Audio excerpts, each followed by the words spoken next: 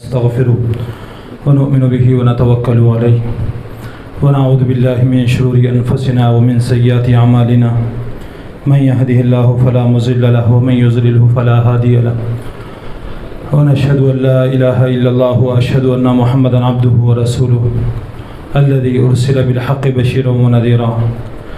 فقد قال الله تبارك وتعالى في القرآن المجيد والفرقان الحميد اعوذ باللہ من الشیطان الرجیم بسم اللہ الرحمن الرحیم وَإِنْ خِفْتُمْ شِقَاقَ بَيْنِهِمَا فَابْعَثُوا حَكَمًا مِّنْ أَهْلِهِ وَحَكَمًا مِّنْ أَهْلِهَا۔ محترم سامعین بزم، اصل ہمارے سامنے خطاب مفتی احمد اللہ نثار صاحب کا ہونا ہے، جو کہ ہم یہاں پر جمع ہوئے ہیں۔ وہ کونسلنگ سینٹر کے زیر اہتمام ہمارا یہاں پر جمع ہونا ہوا ہے۔ یہ بات ہمیں معلوم ہے، قرآن مجید میں اللہ تبارک و تعالیٰ نے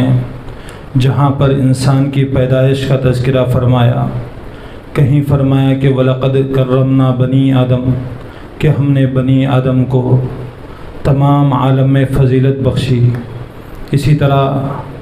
یہ بھی اللہ تبارک و تعالیٰ نے ارشاد فرمایا کہ لَقَدْ خَلَقْنَا الْإِنسَانَ فِي أَحْسَنِ تَقْوِيمٍ، کہ ہم نے انسانوں کو بہترین سانچے میں ڈھالا ہے۔ اور اسی طرح جہاں پر یہ آیتیں ملتی ہیں وہیں پر یہ بھی بات ملتی ہے اور یہ بھی آیتیں ملتی ہے کہ وَإِنْ خِفْتُمْ شِقَاقَ بَيْنِهِمَا فَابْعَثُوا حَكَمًا مِّنْ أَهْلِهِ وَحَكَمًا مِّنْ أَهْلِهَا۔ جب انسان ہے تو اللہ تبارک و تعالیٰ نے انسان کی فطرت میں اور اس کے خمیر میں غلطی اور نسیان کو اللہ تبارک و تعالیٰ نے رکھا، جس کے بارے میں کہا جاتا ہے کہ الانسان مرکب من الخطأ والنسیان، کہ انسان کے خمیر میں یہ ہے کہ اس سے بھول بھی ہوتی ہے اور اس سے غلطی بھی ہوتی ہے۔ جیسا کہ وہ شعر ہم بارہا سنتے رہتے ہیں، نہ ہو جس سے غلطی اسے رحمان کہتے ہیں، نہ ہو جس سے غلطی اسے رحمان کہتے ہیں، جو غلطی پر کرے غلطی اسے شیطان کہتے ہیں، جو غلطی کر کے اڑ جائے اسے حیوان کہتے ہیں۔ اور اسی طرح انسان کے بارے میں جو غلطی کر کر نادم ہو جاتا ہے تو اسے انسان کہتے ہیں۔ تو ہمارے خمیر ہی کے اندر یہ رکھا گیا ہے کہ بسا اوقات انسان اپنے خاطر یا اپنے عہدے کی خاطر یا اپنے کسی بھی ایک منصب کی خاطر انسان اپنے آپ کو بڑا سمجھتا ہے اور دوسرے کو حقیر و ذلیل سمجھتا ہے، یا اپنی کئی چیزوں کے اندر وہ اپنے آپ کو اپنی بات منوانے کے لیے، کوئی بات کہنے کے لیے انسان دوسروں کی حق تلفی کر لیتا ہے۔ تو ایسے موقع پر اللہ تبارک و تعالیٰ نے ارشاد فرمایا، جب انسان ہے، مثال مشہور ہے کہ گھر میں برتن ہوتی ہیں تو بجنا ضروری ہے، اور اسی طرح جب دو ملتے ہیں تو گفتگو ہوتی ہے۔ ٹھیک اسی طرح کا معاملہ ہے کہ اللہ تبارک و تعالیٰ فرماتا ہے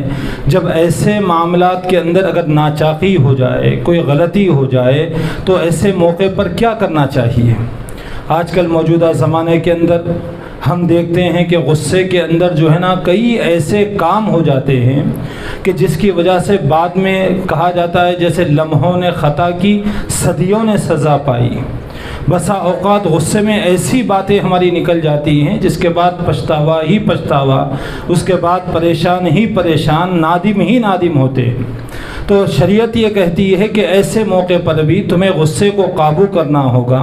اور ایسے موقع پر بھی شریعت پر تمہیں عمل کرنا ہوگا، دیکھنا ہوگا کہ قرآن ایسے موقع پر کیا مسائل جب پیدا ہو جائے تو قرآن کیا حل پیش کرتا ہے۔ قرآن کی طرف تمہیں رجوع ہونا پڑے گا، اللہ کے رسول صلی اللہ علیہ وسلم کی شریعت کی طرف تمہیں رجوع ہونا پڑے گا، اس کے بعد کوئی فیصلہ تمہیں کرنا ہوگا۔